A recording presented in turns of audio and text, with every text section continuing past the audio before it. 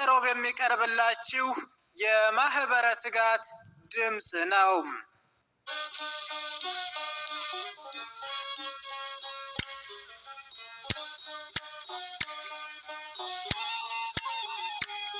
በስመ አብ ወወልድ ወመንፈስ ቅዱስ አሐዱ አምላክ አሜን። ገብርኄር የዐቢይ ጾም ስድስተኛ ሳምንት። ገብርኄር ምንድን ነው? ታላቁን የጌታችንን ጾም ከጀመርን ስድስተኛ ሳምንት ላይ ደርሰናል። ይህን ሳምንት ቅድስት ቤተ ክርስቲያን ገብርኄር የሚል ስያሜ ሰጥታዋለች። ገብርኄር በጎ አገልጋይ ማለት ሲሆን የስያሜውን መነሻ የምናገኘው በዕለቱ ሥርዓተ ቅዳሴ ከሚነበበው የወንጌል ክፍል በማቴዎስ ወንጌል ምዕራፍ 25 ከቁጥር 14 እስከ 30 ነው። ሰላም ጤና ይስጥልን ውድ አድማጮቻችን፣ ትጋት የአባ ዮሐንስ የመንፈስ ቅዱስ ፍሬዎች እንደምን ሰነበታችሁ?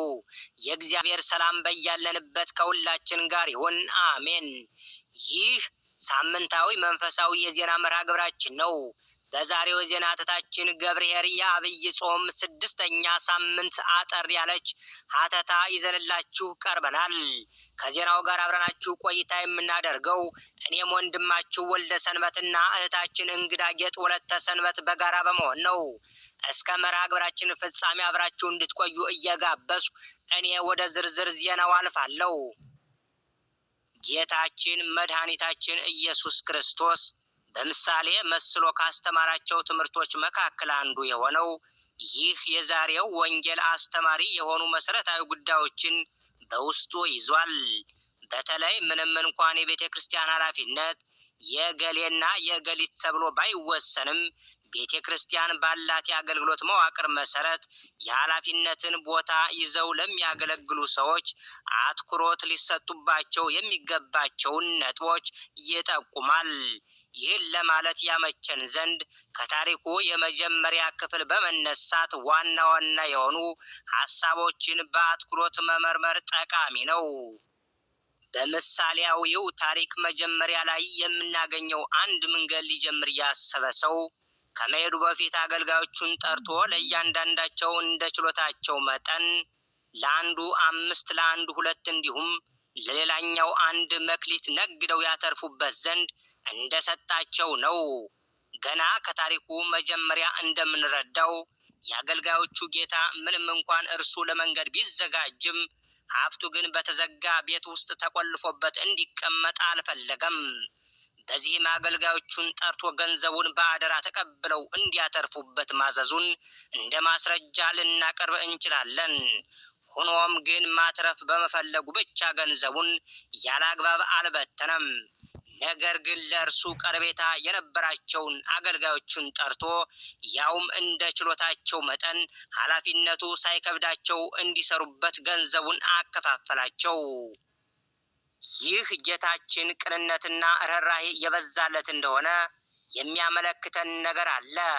ይኸውም ለአገልጋዮቹ ኃላፊነት ቢሰጥም እንኳን ከእነርሱ ጋር በነበረው ቀረቤታ ማን ምን መስራት ይችላል የሚለውን ከግምት በማስገባት ለእያንዳንዳቸው እንደ ኃላፊነት የመሸከም አቅማቸው 5 2 1 እያደረገ መስጠቱ ነው።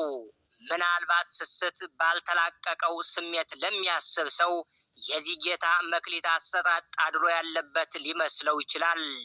ታሪኩ ግን እስከ መጨረሻው ብንከታተለው ግን የሚያሳየን የባለ መክሊቱን ባለቤት ቅንነት ነው።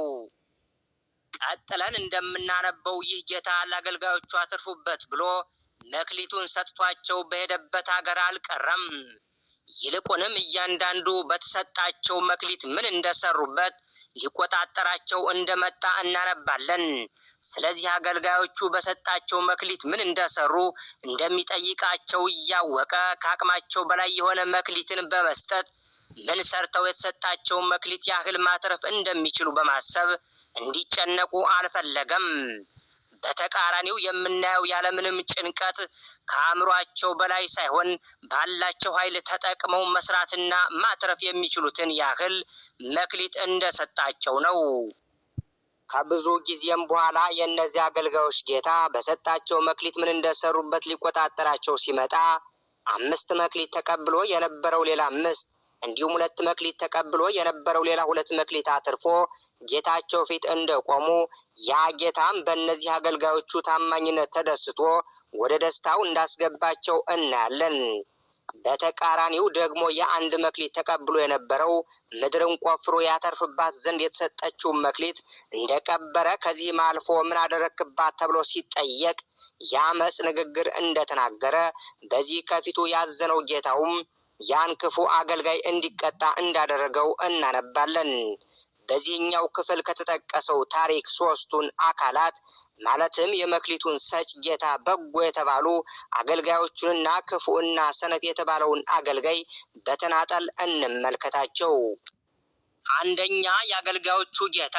ይህ ሰው ለገንዘቡ ጠንቃቃ ከመሆኑ ባሻገር በአገልጋዮቹ ላይ ሙሉ ስልጣን እንዳለው እናያለን።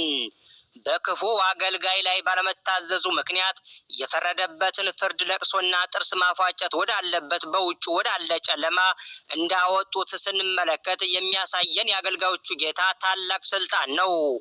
ምንም እንኳን ስልጣኑ ጽኑ ቢሆንም ይህ ጌታ ፍርዱ ግን በእውነት ላይ የተመረኮዘ መሆኑን ደግሞ በድካማቸው ታግዘው በተሰጣቸው መክሊት ላተረፉት በጎ አገልጋዮች የሰጣቸውን ፍጹም ደስታ መጥቀስ ይቻላል። ሁለተኛ፣ በጎ አገልጋዮች። በአገልጋዮቹ ጌታ በጎ አገልጋዮች የተባሉት 5 መክሊት የተቀበለውና 2 መክሊት የተቀበለው ናቸው። እዚህ ጋር ማስተዋል የሚገባው እነዚህ 2ቱ አገልጋዮች በጎ አገልጋዮች ለመባል ያበቃቸው አስቀድመው ብዙ ወይንም የተሻለ ቁጥር ያለው መክሊት ለመቀበል መብቃታቸው አይደለም። ጉዳዩ የመክሊቱ ቁጥር ሳይሆን በተሰጣቸው መክሊት መጠን የሚገባቸውን ያህል ደክመው ማትረፍ መቻላቸው ነው። ወይንም ያ ባለ 1 መክሊት አገልጋይ ከሁለቱ ያሳነሰው ከ1 በላይ መክሊት መቀበል የማይችል መሆኑ ሳይሆን በዚያችው በአንዷ መክሊት እንኳን መስራት አለመቻሉ ነው። ሶስተኛ፣ ክፉና ሰነፍ አገልጋይ። ይህ ሰው የተጠቀሱ 3 መሰረታዊ ችግሮች አሉበት። የአገልጋዮቹ ጌታ ወደ መንገድ ሊሄድ በተዘጋጀበት ወቅት አገልጋዮቹን ጠርቶ ለእያንዳንዳቸው እንደ ችሎታቸው ገንዘቡን ሲሰጣቸው አተርፈው እንዲቆዩት ነው። ከላይ እንደተነጋገርነው እንዳቅማቸው መስጠቱም አቅማቸው በሚፈቅደው የሥራ ደረጃ እንዲሰማሩ በማሰብ ነበር። ይህ ሰነፍ አገልጋይ ግን ያደረገው ከታዘዘበት ዓላማ በተቃራኒው መልኩ ነው። ሊሰራበት የሚገባውን መክሊት ቀበረው።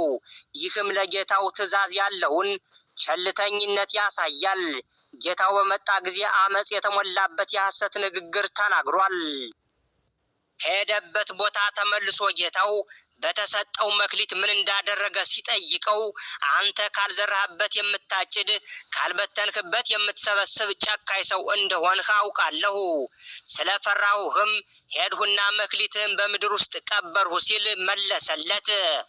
ይህ ንግግር ከአመፅ ንግግርነቱ በተጨማሪ ውሸት አለበት። ምክንያቱም እርሱ እንዳለው ጌታው ካልዘራበት የሚያጭድ ካልበተነበት የሚሰበስብ ጨካኝ ሰው ቢሆን ኑሮ ያደርግ የነበረው ምንም መክሊት ሳይሰጠው ከትርፉ 2 መክሊቶችን ይጠይቀው ነበር። ነገር ግን ተጽፎ የምናነበው ትርፉን ከመጠየቁ በፊት 1 መክሊት ሰጥቶት እንደነበር ነው። ይህ ማለት ደግሞ አስቀድሞ ገንዘቡን ዘርቶ እንደነበር ማለት ነው። ስለዚህ ጌታ ዘርቷልና ማጨድ ይገባዋል፣ በትኗልና መሰብሰብም መብቱ ነው።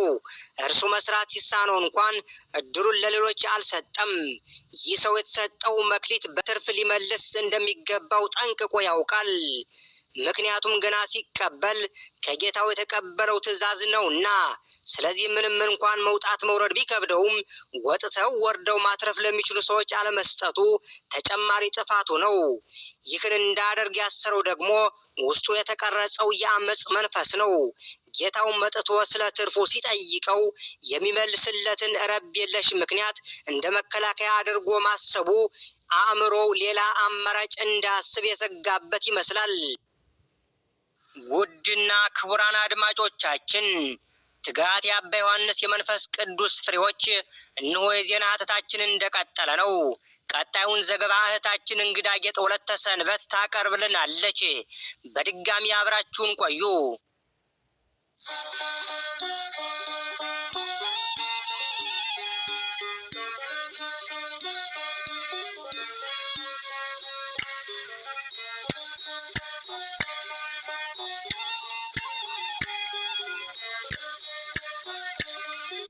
የመጽሐፍ ቅዱስ መተርጉማን አባቶች የዚህን ምሳሌያዊ ታሪክ ምስጢር ሲያስተምሩ የአገልጋዮቹ ጌታ የፍጡራን ጌታ የሆነ የእግዚአብሔር ምሳሌ እንደሆነ እንዲሁም ሶስቱ አገልጋዮች በተለያየ ደረጃ ያሉ ምዕመናንን እንደሚወክሉ ያስተምራሉ። ከዚህ የወንጌል ክፍል ምን እንማራለን ቢሉ ከተጠቀሰው ታሪክ የምንማራቸው ብዙ ነገሮች ቢኖሩም አበይት የሆኑትን ሁለቱን እንመልከታቸው። ለእያንዳንዳችን ከእግዚአብሔር የተሰጠ ስጦታ እንዳለ እንረዳበታለን። እግዚአብሔር እያንዳንዳችን በሃይማኖት ሆነን የምናፈራውን ፍሬ ይፈልጋል። ምንም እንኳን ከኛ ፍሬም ቢፈልግም ያን ፍሬ ማፍራት የምንችልበትን ኃይል ግን የእግዚአብሔር ልጅነት ካገኘንበት ከዕለተ ጥምቀት ጀምሮ እንደሚያስፈልገን መጠን እየሰጠን ነው። ከእግዚአብሔር ዘንድ የተቀበልናቸው ስጦታዎች በቁጥር እጅግ ብዙ ቢሆኑም በአይነታቸው ግን ለሁለት ከፍሎ ማየት ይቻላል።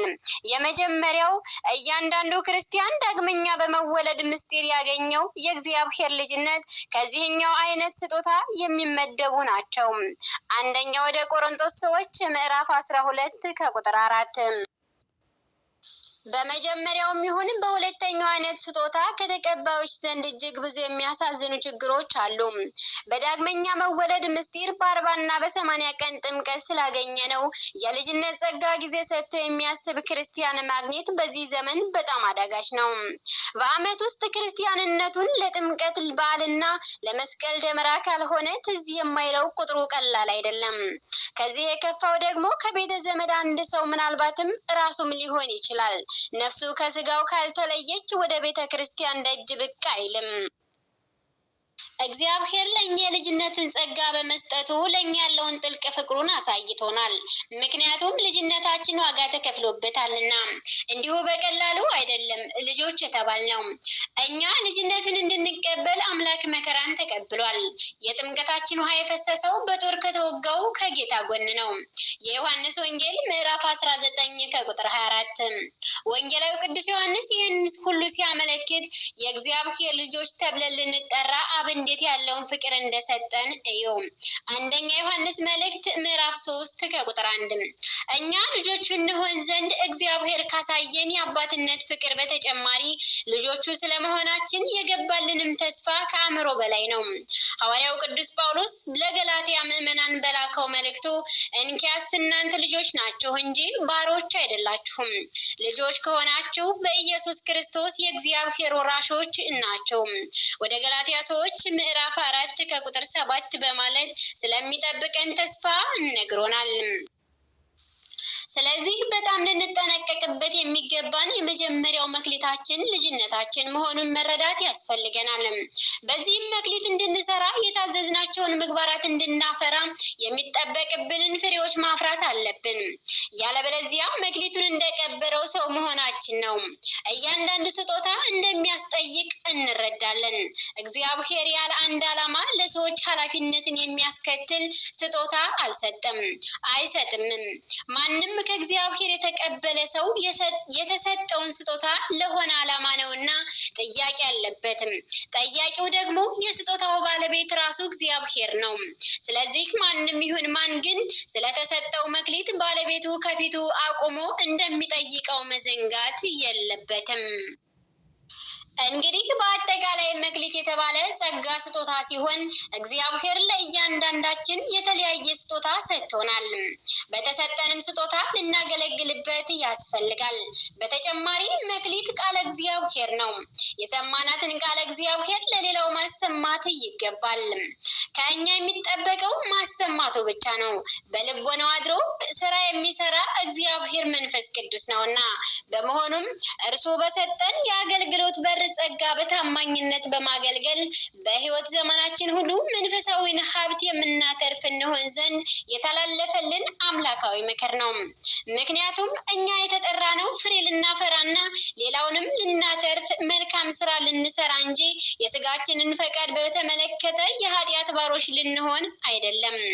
መጽሐፍ እንደሚነግረን ሁሉ እንደተጠራ እንዲሁ ይኑር። አንደኛ ወደ ቆሮንቶስ ሰዎች ምዕራፍ 7 ከቁጥር 20 ይለናልና። አሁን ባለንበት ወቅት በጎና ታማኝ አገልጋይ መሆን እንዳንችል ብዙ ችግሮች አሉ። የችግሮቹን መሰረታዊ ምንጭ በተጠሩበት ጸንቶ መቆም ፈጽሞ አለመቻልና ለስጋዊ ጥቅም ብቻ በማድላት ኃላፊነትን መዘንጋት ናቸው። በስጋዊ አምሮት ፍላጎትና ምርጫ ውስጥ ደግሞ መንፈሳዊ ጸጋንና በረከትን ለማግኘት የሚያስችለንን የታማኝነትን ስራ መስራት አይቻልምና በታማኝነት ከምናድነው ሰው ይልቅ መክሊታችንን በመቅበር ባለመታመን መሰናክል የምንሆንበት ሰው ሊበዛ እንደሚችል አይጠራጠርም።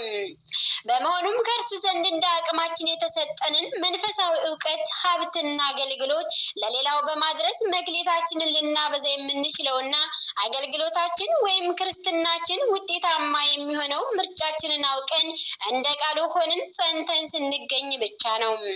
ይህ ባለመሆኑ ነው ዛሬ ብዙዎቻችን በሕይወታችን ሌላውን ማትረፍ አቅቶን በእግዚአብሔርና በሰውም ዘንድ የሚያስወቅሰን የስንፍና መንገድ ላይ ቆመን የምናገኘው። ስለዚህም ጌታችን ኢየሱስ ክርስቶስ በመዋዕለ ሥጋዌ ጌታችሁ በምን ሰዓት እንዲመጣ አታውቁምና እንግዲህ ንቁ፣ የማቴዎስ ወንጌል ምዕራፍ 24 ቁጥር 42 ብሏልና።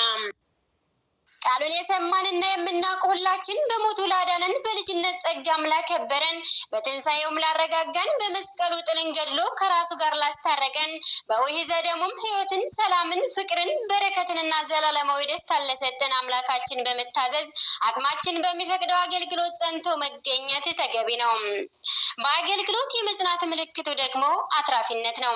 ቅዱሳን ነቢያት፣ ቅዱሳን ሐዋርያት፣ ቅዱሳን ሊቃውንት በቤተ ክርስቲያናችን ታሪክ በአትራፊነት ይታወቃሉ።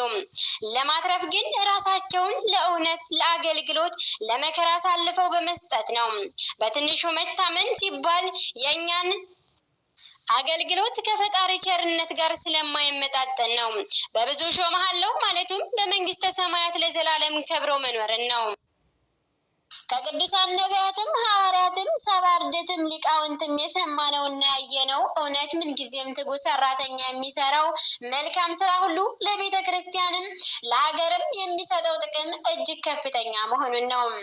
በመሆኑም በዚህ ዘመን ልዑል እግዚአብሔር በቤተ ክርስቲያንን፣ ምዕመናንን፣ ሀገርንና ሕዝብን ለመምራት የጠራንና የመረጠን በአገልግሎት አደባባይ ያስቀመጠን ሰዎች እጅግ እድለኞች ነን። ምክንያቱም የሕዝብን ችግርና ቤቱታ ሰምቶ ተቀብሎ መፍትሄ መስጠት ትርፋማነት ነውና። ትርፋማነት ደግሞ ወደ ትልቁ የሹመት መሰላል መውጣት ነው።